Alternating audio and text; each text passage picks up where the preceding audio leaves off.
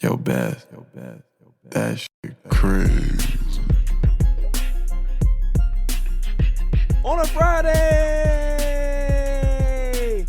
It's All Even with your boy Barry Grant. You can catch me on Instagram and Twitter at All Even Podcast. You can listen to the show on SoundCloud as well as YouTube, so like, share, and subscribe to that. What a beautiful Friday it is. It's a rainy Friday, but we don't care. Lots to get to. NFL Week 6 is upon us. I'm still celebrating the Lakers championship. I don't care. I'm going to be celebrating this all year. Lots of NBA news to get to. The Clippers have a new coach. They have a lead assistant. AD possibly has made his decision. MOREY has left the building. And the greatest segment on the planet, Dummy of the Week. So let's just jump right into it. What an interesting week it's been, especially in New York City. Guys, I want to tell you a story. I grew up a New York Jets fan. My mom used to dress me up in Jets gear. She used to also dress me up in Cowboys gear. She loved the Dallas Cowboys. So growing up, I had my friends. We all had our Jets circle. We were so proud to be Jets fans. And my best friend's dad would tell us stories about him growing up in Queens and all that stuff. It was great. And 2007 came, 2008 came, 2009 came. They were the highlights of our Jet fandom. And lo and behold, things start to unfold and unwind. And 2014, I said, I've had enough. I've seen enough dysfunction. I've seen enough pain. I didn't want to be a Jets fan anymore. So what I did was I just rooted for the team that I've always been rooting for in the background, the Dallas Cowboys. I'm bringing this up because Le'Veon Bell was just released by the New York Jets. Le'Veon Bell signed a 4-year, $52 million deal. His first year didn't go so well. The offensive line was terrible. He was a little banged up. His production dipped. He was one of the most productive running backs, at this point of his career in NFL history. Dual threat, can run it, has great vision, just a great, great football player. And here comes Adam Gase. Adam Gase comes and decides that he doesn't want Le'Veon Bell. Everybody kind of knew that Adam Gase was not a Le'Veon Bell fan, and you kind of saw it in the game plan, right? The vanilla run packages that he would give Le'Veon. No passing opportunities out of the backfield. This is Le'Veon Bell we're talking about here. Now, Le'Veon has never been a terrible teammate, but he's always been somebody who's been very opinionated about certain things. So, we're coming into this year. Le'Veon Bell expects to have a big year. Everybody's healthy. They got Mekhi Becton as a new offensive tackle. Things are looking up, right? There's no offensive weapons on the outsides in regards to wide receivers, so you expect Le'Veon Bell to get a nice dosage of the offense, to get a nice target share in this offense. He gets hurt, granted, he's coming back now. Adam Gase still doesn't have a game plan for Le'Veon Bell. This is your $52 million man now. So Le'Veon Bell decides to take to Twitter or social media, whatever account it was, and said that he's not happy. Adam Gase decides to say, I don't really like that our players are going to social media to voice their displeasure. I wish they would speak to me.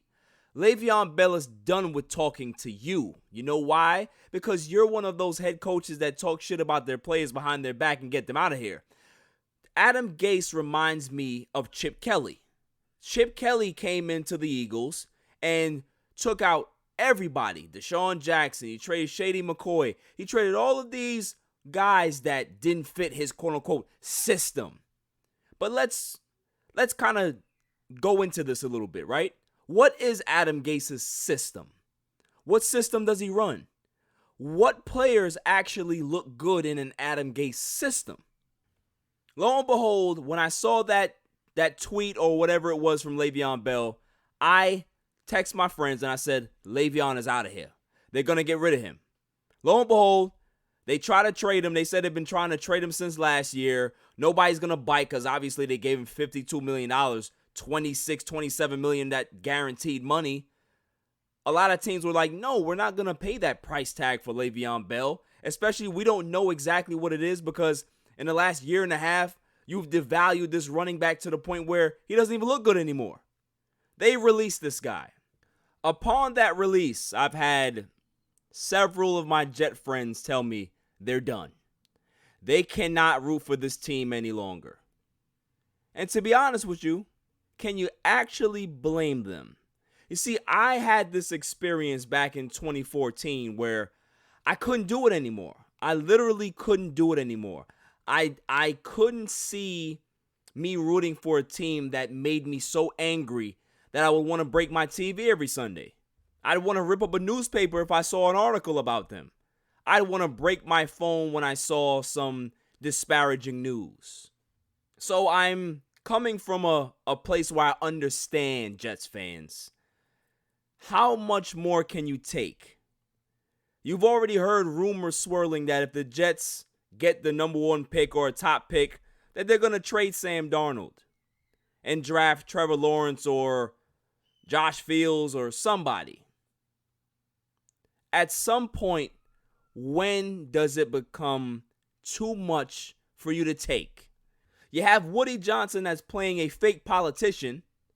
You have his idiot brother running the franchise, and he clearly doesn't know what he's doing. You then hire a head coach that you call an offensive genius, but we have no evidence of this guy being an offensive genius. What we do have evidence of is this coach being an offensive idiot. All of these particular things. Jets history, you can go back into history.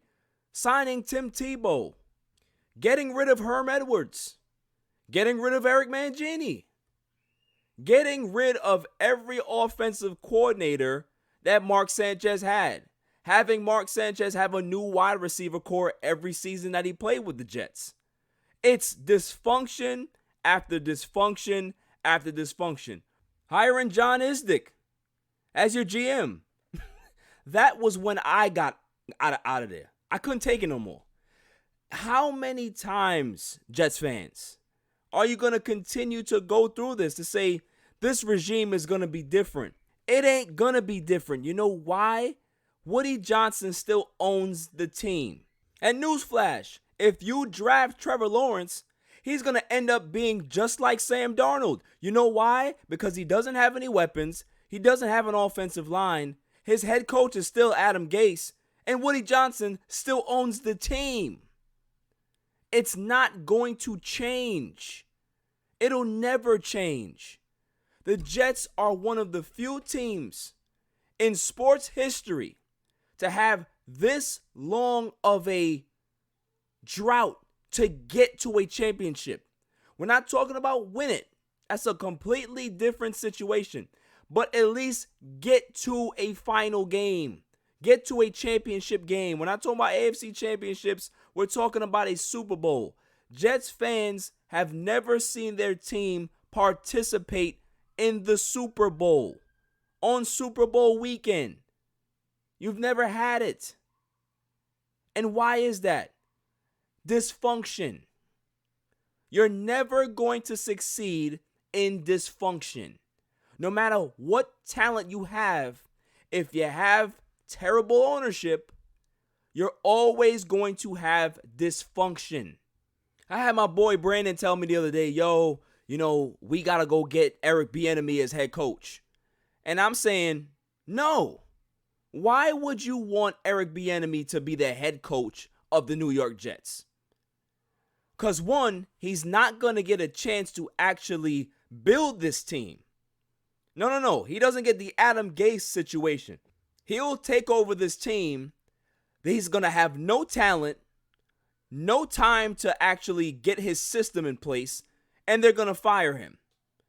Yet we've been waiting for Adam Gase to get fired for how long now? What has he shown you? When has he ever shown you that he's actually a competent head coach? He came out recently and said that he's willing to give up play calling duties. You should have given up play calling duties a long time ago because you suck at play calling duties. But is it going to happen? No, Because there's no pressure on Adam Gase to get fired. Why? Because Joe Douglas is his friend. He's in his pocket. Because I can't see how a quote-unquote competent guy like Joe Douglas can look at Adam Gase and say, yeah, that's my head coach. He's destroyed Le'Veon Bell. He couldn't get along with Jamal Adams. He's taken away Manish Mehta's credentials as a media guy. It's fine. Doesn't matter. We're just going to keep riding this wave because Adam Gase is the right man for the job. Jets fans, you have to start to realize something. Adam Gase ain't going nowhere. Woody Johnson ain't going nowhere. So you have to make a decision. Is taking abuse year after year after year healthy? Is it going to make you live longer being a Jets fan? You have to ask yourself that question because I clearly couldn't do it anymore. And I feel great. I added 30 years to my life getting rid of the Jets. And it's okay if you guys decide to say, I've had enough of getting beat up. I've had enough of being sad. I've had enough of being angry. I'm out. It's okay. It's okay. I am here to support you guys because looking from the outside, it's a shit show. I'm sure being a fan is even worse. When you let the Bills come and be better than you, you know things are bad. When the Dolphins that Adam Gase used to coach are starting to make headway and starting to turn their franchise around, you know you're in bad shape. Jets fans, please listen, leave. It's okay to be happy within yourself and leave. Peace of mind is always better than being kicked in the nuts by the person or team that you love. Sometimes it's okay to walk away. Coming up after the break, my NFL picks on a Friday. It's all even. I am so stressed because I hate my job. Let me guess. You're at a dead-end job and find it hard not to press the snooze button? Well, come down to Connecticut School of Broadcasting. We have campuses in Westbury, New York, Boston, Connecticut, New Jersey, North Carolina, Georgia, and Florida. Develop your skills in broadcast media that include audio production, television, radio, and sports broadcasting. Learn from industry professionals in a small, intimate class setting for a better experience. The hands-on training is second to none. And if you're worried about what to do after graduation, the Connecticut School of Broadcasting helps you to get job placement. Take it from me. It took me 7 years to get here, and it's been the best time of my life. Go to gocsb.com or dial 1-800-887-2346 for a studio tour. And who knows, maybe you'll be the next media superstar. Welcome back, y'all. So let's just get into it. My NFL picks for week 6. First game we have on the list is going to be the Texans and Titans. Titans are coming off a short week after that beat down that they gave the Bills on Tuesday night. Texans are coming off a big win, but I had the Titans winning this game. I had them winning big. Titans 35, Texans 27. Derrick Henry is unstoppable. They're not going to be able to contain him. The defense looks impressive in regards to the Titans.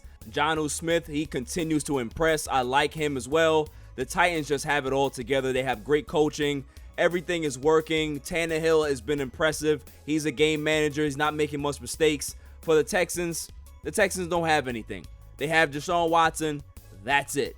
They have a lot of issues. I like the fact that Romeo Crennel got his first win. And who knows, maybe he can be that transitional coach that this team needs until they can be able to find a suitable, head coach that's going to be there for the long haul. Romeo Crennel is the oldest coach in the NFL. So I don't see that he's going to be able to be the head coach for 2 or 3 years for this team. I don't see that. It could happen, but I don't see that. Next game we have is going to be the Bengals at Colts.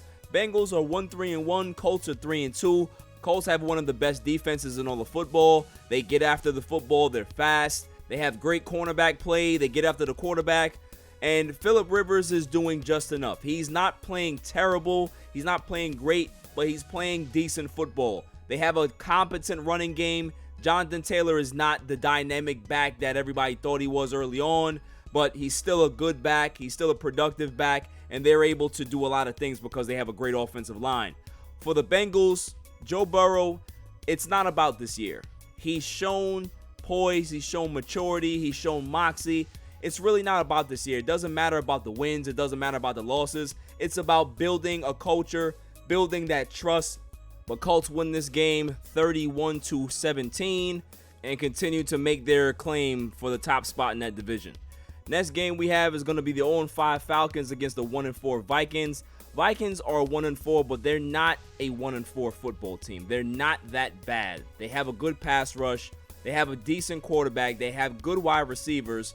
They're just having some bad luck. On the Falcons side of the ball, the Falcons are terrible. The Falcons are bad. They just fired Dan Quinn. Maybe they can catch lightning in a bottle with a new coach. But Vikings win this game 24-17. Although Dalvin Cook is ruled out, you have Madison in the backfield. He's a good running back. He's actually a pretty decent number 2 to have. They're going to be able to control the game, control the clock, and win this game handily. On the Falcons side of the ball, I mean, listen, they have a lot of weapons. Julio Jones is back. You have Calvin Ridley that's having a great year. You have Todd Gurley that's there having a decent season. And Matt Ryan. So this is why, they have pieces, but I think you're going to start seeing guys get traded off. Maybe Atlanta starts to realize that it's time to kind of reset here and, look for the future. Next game that we have is going to be Broncos at Patriots. Broncos are 1-3. Patriots are 2-2. Cam Newton is back for the Pats, so that means the Pats will win this game 27-20. Cam Newton comes back and has a great game. The Patriots are one of the best teams in running the football in the league, so they're going to continue to dominate on that side of the ball. For the Broncos, they have a lot of injuries, and they're basically just trying to tread water. It's tough for them this season, but sometimes you got to go through this, reset, get some more players, have a decent pick in the draft and kind of retool. Next game we have is the Washington football team against the New York Giants. Both teams are terrible. Both teams are a dumpster fire. But if I'm going to pick a team to win, I have the Washington football team winning this game. I don't believe that the Giants are very good. Daniel Jones is not a competent quarterback. He turns the ball over way too much for my liking. Darius Slayton had a great game against the Cowboys. He's a little banged up, but they said he's ready to go. Devontae Freeman had a good week last week as well. He's starting to acclimate himself into this offense. But I just think that Washington defensively has a better team. I think that they're going to be able to get after Daniel Jones, create some turnovers. Gibson on the other end for Washington. He's a very competent running back. He's very good. Kyle Allen is going to get another chance to start here. I would love to see Alex Smith get the start, but that's not going to happen. Washington 20, Giants 17. Next game we have is going to be Ravens at Eagles. Ravens are 4-1. Eagles are 1-3-1. The Eagles they're in disarray. Something's going on with this organization, with this team. They can't seem to get right. For the Ravens, everything is clicking. They look good. I had the Ravens winning this game big, 37-20. I think that Lamar Jackson has a great virtuoso, 275 yards. He also puts in 95 yards on the ground, 3 total touchdowns. Hollywood gets into the end zone as well, and they continue to dominate. Next game we have is going to be Browns at Steelers. Browns are 4-1, Steelers are 4-0. This is going to be a good game. However, I had the Steelers winning this game. I have the Steelers winning 35-28. This is going to be a shootout. Baker Mayfield is not a good quarterback, but this defense is very good. Myles Garrett is in everybody's backfield every week. He is a disruptor. He is a problem to be able to block. He is probably, putting himself in the category for Defensive Player of the Year this year. For the Steelers, Ben Roethlisberger continues to impress. They have a lot of good things going on here. James Conner's running the football well. You have Claypool, the rookie that's come out of nowhere in regards to being a wide receiver dynamo. Juju Smith-Schuster still hasn't gotten his legs under him, but maybe this week he ends up having a big week. Steelers are a better team. They have the better quarterback, and if you have the better quarterback, 9 times out of 10, you're going to win the football game. Next game we have is going to be the Bears at Panthers. Bears are 4-1. Panthers are 3-2. The Bears are impressive. They continue to win. They continue to win tough games. I have the Bears winning this game 25-17. I think they're able to stymie this Panthers offense. Teddy Bridgewater had a great week last week, but this is not the Falcons. This is the Bears, and the Bears are going to be able to get after him and get after him often. Next game we have is going to be Lions and Jaguars. Lions are 1-3. Jaguars are 1-4. I have the Lions winning this game easily, 35-27. It's going to be a shootout. Both quarterbacks like to throw the ball a lot. I like Matthew Stafford. I like Gardner Minshew. Two quarterbacks are going to go at it. It's going to be a fun game. It's going to be a real interesting game. There's nothing really to play for both teams, but I like to see shootouts. I just love it. Next game we're going to have is the dumpster fire Jets against the Dolphins. Dolphins are 2-3. Jets are 0-5. What do you expect? They just got rid of Le'Veon Bell. They have no offense. They have no weapons. They have no skill positions. They have no defense. They have no head coach. The Dolphins, on the other hand, have a good head coach. They're in transition in regards to their quarterback position. They have a running game, and they have two competent receivers, as well as a budding defense. Dolphins win this game. They win it easily, 30-15. It's not even close. There's nothing else to say. The Jets stink. Next game is going to be the Rams at 49ers. Rams are impressive at 4-1. 49ers are banged up. They're still trying to fight at 2-3. I had the Rams winning this game 28-20. Sean McVay continues to impress with how he's, commanding this offense. They look good. They're creative. They're dynamic. They have a lot going for them offensively. Defensively, we all know where the buck stops. Aaron Donald is a monster. Nobody can stop him. They cannot contain him. He was all up on the Washington football team last week. It was a beating. He must have had about 10 sacks last week. The guy is phenomenal. For the game of the week, in everybody's opinion, it's going to be Packers at Buccaneers. This is going to be a great game. Packers are 4-0. Bucs are 3-2. I have the Packers winning this game in a shootout, 37-30. Aaron Rodgers is playing at an MVP type level. You have the quote-unquote GOAT against the great Aaron Rodgers. Aaron Rodgers, to me, is way better than Tom Brady. He's always been way better than Tom Brady. Skill-wise, he can make any pass. He's durable. He's mobile. He's intelligent. Tom Brady is a great quarterback, but he's no Aaron Rodgers. No Aaron Rodgers. So you can put the 6 Super Bowls there. Okay, cool. Other than the 6 Super Bowls, Aaron Rodgers has him licked. And the Packers, their offense is just clicking. I like the Buccaneers defense. They're coming along. I think they're a top 15 defense this season. They're looking really good.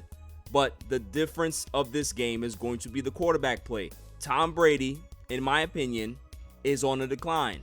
You're starting to see his interceptions go up. You're starting to see his pick 6 rate go up. Everything in regards to cognitive awareness for a quarterback is starting to decline for Tom Brady. And Aaron Rodgers is still playing at a high level. So I have the Packers winning this game, like I said, but it's going to be a beautiful, great game.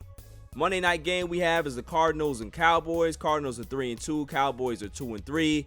Cowboys, Dak Prescott is now out for the season. Andy Dalton is the starter for the remainder of the season. He's a competent quarterback. Is he going to be able to move the ball against this Arizona Cardinals defense? I am not sure, but it's going to have to be a Zeke game. It's not going to be him throwing the ball 51 times. It has to be a ground and pound situation for Dallas to have a chance. Control the clock and not allow that defense on the field longer than they have to be.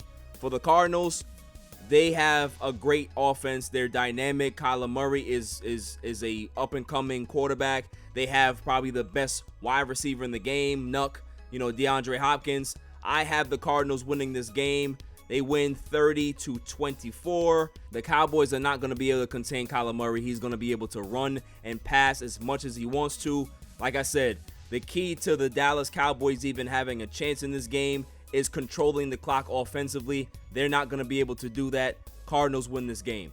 Next game we're going to have is going to be Chiefs at Bills. Bills are coming off a beatdown. Chiefs are also coming off a loss, but it's all right. Both teams are looking for revenge. They're both going to be sharp, but somebody has to win, right? I have Patrick Mahomes winning this game. I had the Chiefs winning this game.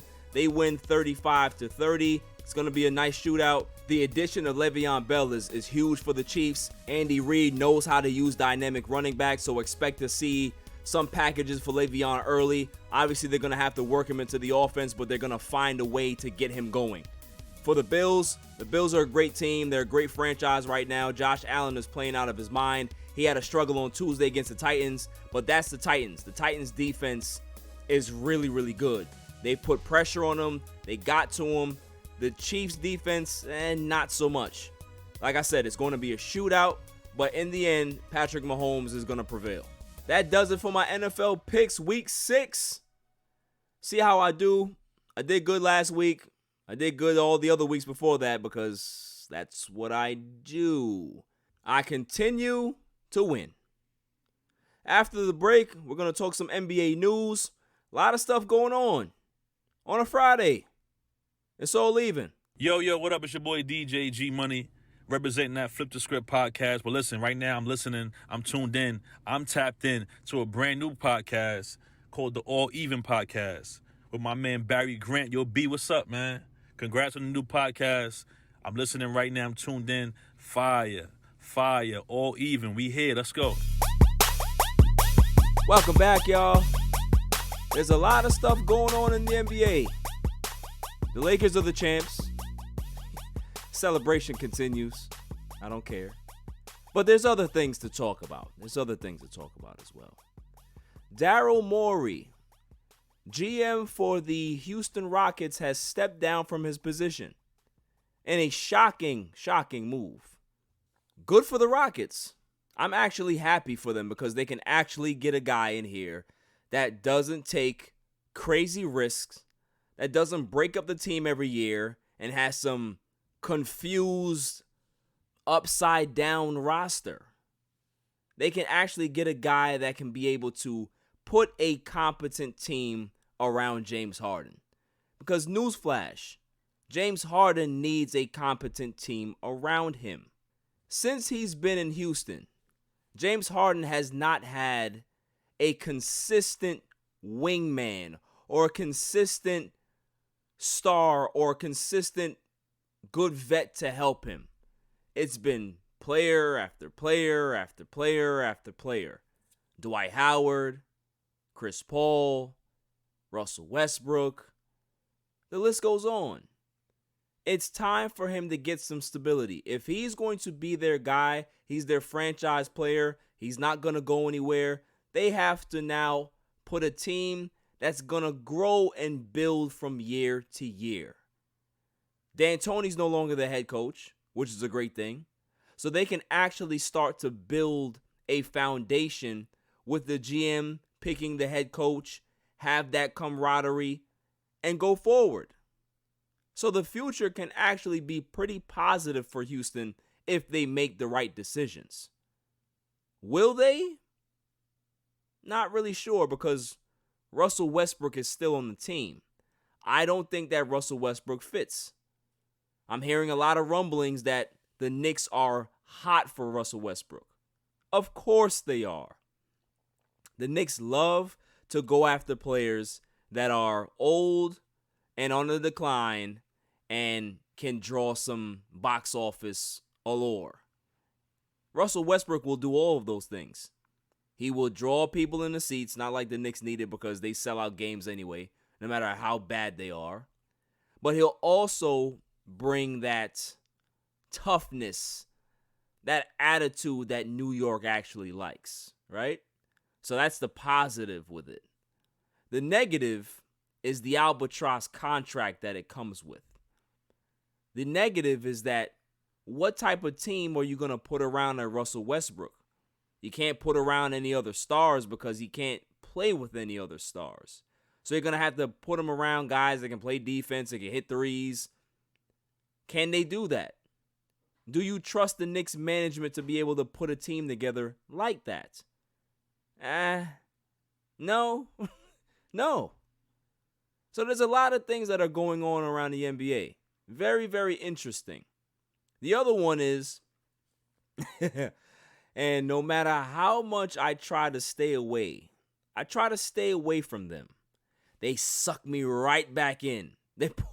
They pulled me right back into destroying them as a franchise. But these are some positive things, right? Ty Lue is now the head coach for the Los Angeles Clippers. He signed a 5-year deal with this team, and with his leadership, possibly they can be able to right the ship. They also hired Chauncey Billups as his lead assistant. That's pretty good. There's nothing really wrong with that particular 1-2 combo for your head coaches. Here's the issue, though. According to this report from The Athletic, Kawhi Leonard used to be late to team meetings. He used to be late getting on the team plane. Can Ty Lue get Kawhi Leonard to buy in? Can Ty Lue tell Kawhi to his face, you're not LeBron James, you're not Michael Jordan. You need to make sure that you're here for 70 games at least and show your teammates that you can be a leader. We don't need you to talk because obviously you have a problem communicating that way. We need you to show us by your play. Be here on time. Show the professionalism that you learned from being in San Antonio. You know how they do things the right way? Do it here. Don't walk around and make commercials about being the new king of LA. Don't go around, saying that you're Mr. Fun Guy or whatever it is. Focus on getting this locker room in order. It's your job. I'm the head coach. I'm going to steer the ship. Your job is to lead by example. Because if you can't do it, then we'll find somebody else. That's the problem with the Clippers, is that there's too much uncertainty with this roster. Ty Lue looks great. Chauncey Billups is great. But Waldo George is still here. You have Montrezl Harrell, who's a free agent. Marcus Morris, free agent. Zubac, free agent. Reggie Jackson, free agent. They have so many holes to fill. Are they going to be able to get players that are willing to go there and say, you know what, I liked what I saw out of the Clippers last year. I'm going to go there.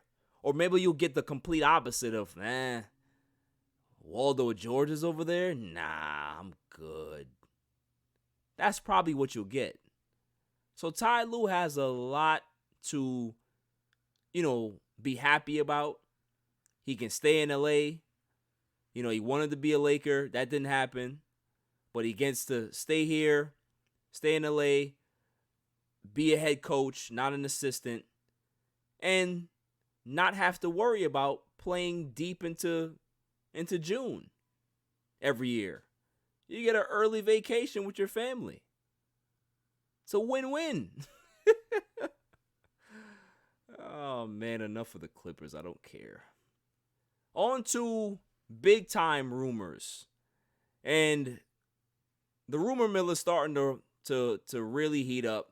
We're hearing that the Lakers possibly would seek to get a deal done to acquire Chris Paul. Chris Paul is owed $85 million over the next 2 years. I would like to know how this deal would get done. First off, I don't want Chris Paul in the Lakers. Chris Paul is a Hall of Fame point guard. I got all the respect for Chris Paul. However, Chris Paul is never available when you need him. And see, the thing is, with Rondo has an injury history as well. He was banged up all season. He was banged up before we got to the bubble. But he showed up in the NBA Finals and played well. Here's the difference between Rondo and Chris Paul. Rondo's price tag was a little over $2 million. He opted out, so he can get a payday. Kudos to him. There is no opt-out for Chris Paul. If you're going to trade for Chris Paul, you have to eat that entire $40+ million deal. Why would you do that? There's other players you can be able to go after. Bradley Beal, Buddy Hield, Bogdanovich. So many different players. Maybe a Zach LaVine. Chris Paul? No. I don't want to see the Lakers do this. They have a lot of roster decisions to make. KCP may opt out. Avery Bradley may opt out. Dwight Howard's a free agent. JaVale McGee most likely is going to opt into his deal. There's so many question marks that they have. You can't focus on getting Chris Paul. You have to fill out this roster. You got to put some guys in here that are actually going to keep this team being a dynamic, being a special team. LeBron and AD is great, but it's not enough. You need to make sure that you have a roster that is competent. And I'm not going to doubt Rob Pelinka on that. He'll get it done. But I don't want to see Chris Paul in the Lakers. It should have happened, 12 years ago. But it didn't. It didn't happen. And at 35, it shouldn't happen now. On a lighter note, though, Anthony Davis said he's opting out of his deal with the Lakers to sign back. AD is coming back. Rumors or reports are starting to say that it's possible he may sign a 2+1. He may even go as far as 4 years. This is the new realm that we live in regards to our sports. Athletes in basketball are not going to sign long-term deals with teams anymore. They're going to hold the franchise's feet to the fire and make sure that that franchise is aware that they have to make sure that they keep the team competitive because they will leave.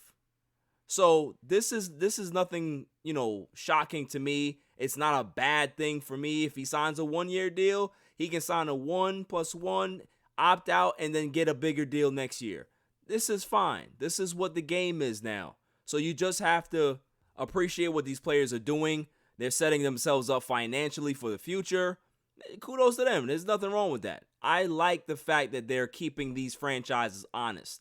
And the Lakers, they don't need to be kept honest, but even them need to realize that, hey, listen, Tinseltown is not enough sometimes. You got to make sure that you're putting a great basketball product on the court, not just off the court, on the court. Coming up after the break, the greatest segment on the planet, Dummy of the Week, on a Friday. It's all even. This is a public service announcement. Down in your luck? Tired of being curved? Sick of going out with the fellas and being the only loser without a lady? Well, I got something for you. It's called Sex Panther. Legend has it that it's made out of real bits of real panther, so you know it's good. To men, it stings the nostrils. But to women, you may as well be a slab of meat in a dog pound. And that's not all it does. You could be getting ready to see that special fox and disaster hits. No money in the budget for gas, we need dinner for two. No problem. The fumes from Sex Panther can give your car 38 miles to the gallon. Sold you yet? I thought so. For $69.99, go from unlovable loser to the cock in the walk. Sex Panther. 60% of the time, it works. Every time. Welcome back, y'all. So without further ado, the greatest segment on the planet, Dummy of the Week. Dummy, yeah. We pick candidates on Monday and Friday, and then we pick the winner on that Friday show. Monday, I talked about all the pundits that doubted the Lakers. I should pick them to be Dummy of the Week officially. Nah, not gonna do it. Today is gonna be somebody different. But man, are they stupid. May I have the drum roll, please? And the winner is the Denver Nuggets. The Denver Nuggets are my Dummy, yeah. because on their Twitter page, they had their all-time Nuggets players. And Carmelo Anthony is not on the list. I wonder. Carmelo Anthony played 8 years for the Nuggets. He averaged 25.5 points for that team. He never missed the playoffs for the Nuggets when he was actually in uniform. But he's not an all-time Nugget? I understand that he left and he wanted to go to the Knicks He wanted to have a better situation or a different situation. That doesn't mean that you have to be petty and leave him off your all-time list. That's like the girlfriend who wants to chop up all your pictures after you guys break up. Well, what about just cherishing all the good times that you had? Why do you have to burn everything? Why do you have to be that person? Damn, that's petty. The Nuggets, this is why I don't feel bad for when the Nuggets do terrible. I don't care that they have Jokic now. I don't care if they have Jamal Murray and, they played the Lakers and, they were that close to getting to the NBA Finals. Doing stuff like this reminds me what a dumpster fire organization this has been over the last 30 years. It's a joke. Carmelo Anthony. You're just going to try to wipe him off your history. Okay. So who are you going to put on there in replace of Carmelo Anthony? You going to put Andre Miller? Are you going to put Chris Birdman Anderson? You going to put Kenyon Martin? You going to put J.R. Smith? You going to put all these other guys except Carmelo Anthony? Jesus Christ. When somebody says to me that they're actually a Denver Nuggets fan, I have to do a double take and say you're a fan of who? The Denver Nuggets. Okay, all right. Nobody cares about this team. Even people in Denver don't care about the Nuggets. And this is why. Because they do petty nonsense like this. Someday Carmelo Anthony's gonna retire. Someday soon. And 5 years after he retires, Denver, you better do the right thing and retire this man's jersey. Because he did great things for your organization, no matter what type of dumpster fire it's always been. When he got there, they changed the jerseys, they changed the look, they changed the feel of being a Denver Nugget. You know what it was before Carmelo Anthony actually got there? It felt like the Denver Nuggets. It felt like a piece of shit that's in the bowl. That's what it felt like. Nobody cared about the Nuggets. Nobody gave a shit until Melo got there. So all of a sudden, you guys have rebranded. You still have the colors that Melo introduced to the world in 2003, but you don't want to give him credit? Y'all should be ashamed of yourself. Embarrassing Carmelo Anthony, embarrassing your organization, embarrassing your fan base like that. But it's all right, though. Because if you guys don't want to do the right thing, the New York Knicks will. The New York Knicks will retire Carmelo's jersey. They will make sure that they speak very highly of him because when he goes back to the Garden, he got a standing ovation. You guys, you still want to act like the mom and pop shop that the son left and went to college and didn't help you, and now you don't want to talk to the son. Grow the hell up. So Denver Nuggets, you guys may never win an NBA championship, and I'm saying never. You will never win an NBA championship. But you're a winner for Dummy of the Week. That's all for this week. I'll see you guys on Monday. Have a great weekend. Place your bets. Make sure you guys win a lot of money. Until then, stay safe. Stay cool.